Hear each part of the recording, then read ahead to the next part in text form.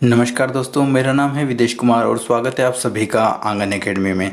दोस्तों, आज के इस वीडियो में हम पढ़ने वाले हैं फूल के भागों के बारे में। जी हाँ, वैसे तो फूल खुद पेड़ का एक भाग होता है, लेकिन फूल के भी कुछ भाग होते हैं। तो आज के इस वीडियो में हम उन्हीं भागों के बारे में बात करने वाले हैं। और साथ ही आज के इस वीडियो में आपको मैं ये भी बताऊँगा कि जो प्रजनन की प्रक्रिया होती है, जैसे मानवों, पशुओं और अन्य प्रजातियों में जो प्रजनन की प्रक्रिया होती है, उसी प्रकार पेड़ों में प्रजनन की प्रक्रिया किस प्रकार से होती है। और आपको जानकारी के लिए बता दूं कि वो प्रक्रिया फूल के अंदर ही होती है। तो वो प्रक्रिया क्या होती है, कैसे होती है, इसके बारे में पूरी डिटेल में आपको इस वीडियो में देने वाला हूँ। तो वीडियो में अंत तक बने रहिए। तो चलिए सबसे पहले हम जान लेते हैं कि फूल के कौन कौन से भाग होते हैं। तो फ्रेंड्स, फूल के 4 भाग होते हैं। एक कहलाता है बाह्य दल, एक होता है पंखुड़ी, अगला कहलाता है पुंकेसर और चौथे नंबर पे आता है स्त्रीकेसर। ठीक है, तो इसमें पुंकेसर के भी 2 भाग होते हैं, एक होता है परागकोश और एक होता है तंतु। मैं इन सभी को पूरी डिटेल में पिक्चर के साथ आपको इस वीडियो में पढ़ाने वाला हूं। तो पहले हम इनके नाम जान लेते हैं। वहीं अगर स्त्रीकेसर की हम बात करें तो स्त्रीकेसर 3 होते हैं, एक होता है वर्तिकाग्र, एक होता है वर्तिका नली और एक होता है अंडाशय। यानी मुख्य रूप से परागकोश और अंडाशय वो भाग है जिनमें मुख्य रूप से प्रजनन की प्रक्रिया, जो पेड़ों की प्रजनन प्रक्रिया होती है, वो इन्हीं पर डिपेंड करती है। तो चलिए सबसे पहले आपको एक और जानकारी दे दूं। फूल का जो पुंकेसर होता है उसे पुमंग भी कहा जाता है और इसका जो स्त्रीकेसर होता है उसे जायंग भी कहा जाता है। तो चलिए आगे बढ़ते हैं और सभी भागों को अपन डिटेल में पढ़ लेते हैं। तो सबसे पहले हम बात करते हैं बाह्य दल के बारे में। बाह्य दल क्या होता है? तो फूल के बाहर का हरा भाग जो फूल को ढके रहता है वो क्या कहलाता है? बाह्य दल। अब आपने जब भी फूल देखा होगा, देखिए यहाँ ऊपर आप पिक्चर देख पा रहे होंगे, ये जो फूल का ये वाला भाग होता है, ये जो बाहर का, अब देखिए हरा कलर का तो कोई फूल होता है नहीं है, लेकिन फूल के ऊपर जो हरा रंग होता है वो एक प्रकार की पत्ती होती है। और जो पत्ती है, जब फूल पूरा खिल जाता है तो वो पत्ती जो हट जाती है और इस तरीके का शेप ले लेती है। तो ये जो पत्ती होती है ये बाह्य दल कहलाता है, क्योंकि स्टार्टिंग में क्या होता है कि जब फूल पूरा नहीं खिला होता तो पत्ती इसके ऊपर रहती है। ये वाला इसका बाह्य दल यानी बाहरी जो दल होता है वो बाह्य दल कहलाता है। उसके बाद अगला क्या है? अगला वो है पंखुड़ी। जी हाँ, पंखुड़ी। अब पंखुड़ी क्या होता है? बाह्य दल के भीतर का रंगीन भाग, यानी रंगीन जो पत्ती होती है बाह्य दल के अंदर की। ठीक है, ऊपर अभी मैंने आपको बताया कि ये जो भाग है ये क्या कहलाएगा? ये आपका बाह्य दल कहलाएगा, जो फूल के खिलने के बाद नीचे आ जाता है। लेकिन इसके अंदर का जो रंगीन भाग होता है, जो कलरफुल पत्ती होती है, ये कहलाती है पंखुड़ी। क्या कहलाती है? पंखुड़ी। अब मान लीजिए अगर ये गुलाब का फूल है तो गुलाब में इसकी पंखुड़ी कैसी होगी? लाल रंग की होगी या सफ़ेद रंग की होगी या फिर गुलाबी रंग की होगी। अगर ये कोई सूरजमुखी का फूल है तो वो पीले रंग की होगी। ठीक है, तो पंखुड़ी क्या होते हैं? जो कलरफुल भाग होता है जिसे हम मेन फूल कहते हैं, वो पंखुड़ी कहलाती है। तो उम्मीद करता हूँ कि पंखुड़ी को तो आप कभी भूलेंगे नहीं और बाह्य दल को भी आप समझ गए होंगे। अब बात करते हैं पुंकेसर के बारे में। ये मेन है, इसको याद रखना बहुत ज़रूरी है। देखिए, यह फूल का नर जननांग होता है। जी हाँ, नर जननांग पुंकेसर को कहा जाता है फूल का। इसकी प्रत्येक इकाई को स्टेमन कहते हैं। क्या कहते हैं? स्टेमन। इसके 2 भाग होते हैं। अब मैंने अभी ऊपर आपको बताया था कि पुंकेसर के भी 2 भाग होते हैं, एक होता है परागकोश और एक होता है तंतु। ठीक है, इन दोनों को पिक्चर के थ्रू समझाऊंगा कि कौन सा भाग कहाँ स्थित रहता है।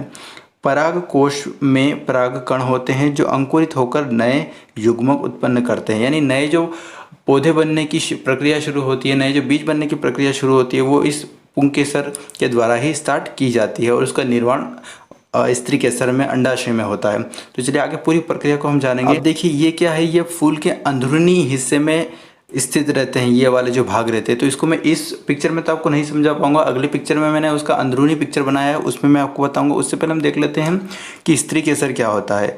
तो यह फूल का मादा जननांग होता है। अब आप यहाँ देखिए कि जो मानव होते हैं या जीव जंतु होते हैं, अन्य पशु पक्षी, उनमें क्या होता है? उनमें प्रजनन के लिए क्या कार्य होता है? नर एक तरफ, इस तरह की स्थिति होती है नर और मादा की। लेकिन पेड़ के अंदर क्या है कि पेड़ के अंदर जो प्रजनन का कार्य चलता है वो उसके चलता है फूल के अंदर। और फूल में यह प्रक्रिया कैसे होती है? देखिए, आप इसको पढ़ेंगे तो आप आगे समझ पाएंगे। ये फूल का मादा जननांग होता है। ठीक है, और इसकी प्रत्येक इकाई को कार्पल कहते हैं और यह फूल का सबसे अंदर वाला भाग होता है। ये याद रखना जरूरी है। कैसे? देखिए, इसमें प्रक्रिया यह होती है कि सबसे ऊपर रहेगा बाह्य दल। ठीक है। उसके अंदर रहेगी यहाँ पे रंगीन भाग जिसे हम पंखुड़ी कहते हैं। उसके अंदर यहाँ पर रहेंगे आपके पुंकेसर, यानी इसमें परागकोश और पराग तंतु रहेंगे। और सबसे भीतर वाला जो ये भाग रहेगा ये क्या रहेगा, ये आपका रहेगा स्त्री केसर। इसमें अंडाशय रहता है, वर्तिकाग्र रहता है, वर्तिका नली रहती है। तो चलिए आगे इसके बारे में देखते हैं। तो इसके कितने भाग होते हैं, तो स्त्री केसर के भी 3 भाग होते हैं। सबसे पहले बात करते हैं वर्तिकाग्र के बारे में। वर्तिकाग्र क्या होता है, तो फ्रेंड्स वर्तिकाग्र होता है यह कार्पल का सबसे अंदर का फूला हुआ भाग होता है। इसमें इसके चिपचिपा होने के कारण पराग कण इस पर चिपक जाते हैं। क्या होता है कि ये जो वर्तिकाग्र होता है ये सबसे भीतर का भाग होता है, ठीक है। इसके साथ ही जो पराग कण होते हैं, जो पराग कोश से निकलते हैं, जो कि पुंकेसर का एक भाग है, वहाँ से निकलकर ये इसमें चिपक जाते हैं। किसमें, वर्तिकाग्र में। क्यों चिपक जाते हैं, क्योंकि चिपचिपा रहता है।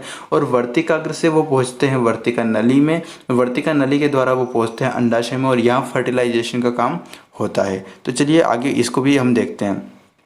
अब वर्तिका नली क्या होती है, यह एक लंबी पतली नलिका होती है जो अंडाशय तक जाती है। बीजांड तक पहुंचने के लिए पराग नली इसमें से होकर गुजरती है, ठीक है। आगे हम बात करते हैं अंडाशय के बारे में। अब अंडाशय क्या होता है, यह मुख्य भाग होता है इसका, ठीक है। तो यह कार्पल का सबसे नीचे का फूला हुआ भाग होता है, ठीक है। इसमें बीजांड उपस्थित होते हैं और निषेचन के बाद यह फल में तथा बीजांड बीजों में विकसित हो जाते हैं। यानी जब इनका फर्टिलाइजेशन हो जाता है, जो पराग कण आते हैं पराग कोश से, पहले कहाँ जाते हैं, वो वर्तिकाग्र में चिपक जाते हैं। वहाँ के बाद वो कहाँ आते हैं, वर्तिका नली के थ्रू कहाँ आते हैं, अंडाशय में। और यहाँ जब उनका निषेचन हो जाता है उसके बाद जो वो फूल है वो तो हो जाएगा फल में। उसके बाद जो पराग कण है वो बीजांड में विकसित हो जाएंगे, यानी वो बीज बन जाएंगे। जब भी हम फल खाते हैं तो उसके अंदर जो बीज देखते हैं ना, तो आप समझ जाइए कि वो इस प्रक्रिया के द्वारा जो है वो बीज बनते हैं। अब आगे देखिए, यहाँ पर ये चित्र है। इस चित्र के माध्यम से आपको पूरा मैटर समझ में आ जाएगा कि क्या चीज़ है। अब आप इस पिक्चर को पूरे ध्यान से देखिए पहले तो। अब इसमें बताया क्या गया है, अब यहाँ पे सबसे पहले देखिए बाह्य दल क्या होता है। तो बाहर की जो पत्तियाँ दिख रही है ये इसको कहा बताया गया है बाह्य दल। यानी यहाँ एक समय में ये पत्तियाँ यहाँ तक फैली हुई थी, लेकिन जब फूल खिला तो ये नीचे आ गई यहाँ पर, और ये बाह्य दल जो है ये नीचे आ चुका है, लेकिन फिर भी इसे बाह्य दल कहा जाता है। अगला है पंखुड़ी। तो पंखुड़ी को आप देख पा रहे होंगे कि ये जो रंगीन पत्ती बताई गई है गुलाबी कलर की, इसे पंखुड़ी बताया गया है। यानी जो भी कलरफुल पार्ट हमें दिखता है फूल के अंदर, जो मुख्य उसका रंग होता है, उसे कहा जाता है पंखुड़ी। तो ये तो आपकी पंखुड़ी होगी, जो भी गुलाबी कलर का भाग दिख रहा है। अब सबसे ज़्यादा कन्फ्यूज़न कहाँ है, सबसे ज़्यादा कन्फ्यूज़न है पराग कोश में, तंतु, उसके बाद अंडाशय, वर्तिकाग्र, ये सब कहाँ होते हैं। तो इनको देखिए। अब सबसे पहले हम देखते हैं कि अब पुरुष जननांग की बात करते हैं, ठीक है, पुंकेसर की बात करते हैं। तो पराग कोश किसे कहते हैं, ये जो आपको लाल कलर के भाग दिख रहे हैं ये वाले, ये सब क्या कहलाएंगे, ये कहलाएंगे आपके पराग कोश। देखिए मैंने आपको पहले बताया था कि इसमें सबसे बाहर रहेगा बाह्य दल, उसके बाद पंखुड़ी, उसके बाद रहेगा आपका पुंकेसर, और सबसे अंदरूनी भाग होता है वो स्त्री केसर का होता है, ठीक है। तो इसमें पराग कोश कहाँ है, यहाँ ये वाले जो आपको भाग दिख रहे हैं ये सभी क्या है, ये पराग कोश है। इनके अंदर पराग कण होते हैं, यानी जहाँ से मुख्य रूप से एक नए पौधे की शुरुआत के लिए पृष्ठभूमि तैयार होती है। और तंतु क्या है, जिन्होंने इस पराग कोश को खड़ा कर रखा है, संभाल रखा है, ये जो आपको पाइप नुमा दिख रहे हैं ये सब क्या है, ये तंतु है। और ये जो ऊपर दिख रही है क्या है, ये पराग कोश है, ठीक है। अब उसके बाद होता है क्या है, वर्तिकाग्र क्या है, ये जो ऊपर का आपको भाग दिख रहा है ये कहलाएगा वर्तिकाग्र। यहाँ लिख रखा है ये क्या है, वर्तिकाग्र। यही होता है जो चिपचिपा होता है, और ये जो पराग कोश होते हैं इनमें जो पराग कण निकलते हैं वो इसी के अंदर चिपक जाते हैं, क्योंकि ये चिपचिपा होता है। उसके बाद क्या होता है, उसके बाद होता है ये आपको दिख रही है पराग नली, ठीक है। ये पराग नली आपको दिख रही है। इस पराग नली से होते हुए वो कहाँ पहुँचते हैं, यहाँ पर अंडाशय में। ये यहाँ पर इसका अंडाशय होता है, ध्यान से देखिएगा, ठीक है। यहाँ अंडाशय में पहुँचने के बाद यहीं मुख्य रूप से सारी प्रक्रिया शुरू होती है, और यहीं पे उनका निषेचन होता है, यानी फर्टिलाइजेशन होता है, और एक नए बीज का निर्माण होता है, और ये जो फूल है ये फल में विकसित हो जाता है। तो उम्मीद करता हूँ कि ये पूरी प्रक्रिया आप अच्छे से समझ गए होंगे। इस वीडियो को आप एक से दो बार देखेंगे तो आप पूरी तरीके से इस प्रक्रिया को याद रख पाएंगे। तो उम्मीद करता हूँ कि आपको ये वीडियो अच्छा लगा है। अगर आपको वीडियो अच्छा लगा है तो प्लीज़ इस वीडियो को लाइक करें, कमेंट करें, शेयर करें, और हमारे चैनल को सब्सक्राइब करें। Thanks for watching this video.